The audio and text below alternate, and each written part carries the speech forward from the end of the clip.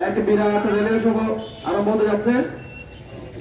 আপনারা এদিক সেদিক ঘোরাফেরা না করে মৌলিবাজার চত্বরে উপস্থিত হওয়ার জন্য বিশেষভাবে অনুরোধ করা হচ্ছে।